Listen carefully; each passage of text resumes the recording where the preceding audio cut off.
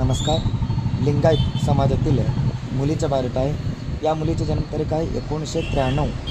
उंची 5 फूट 3 इंच. मुलगी दिसायला गोरी आहे.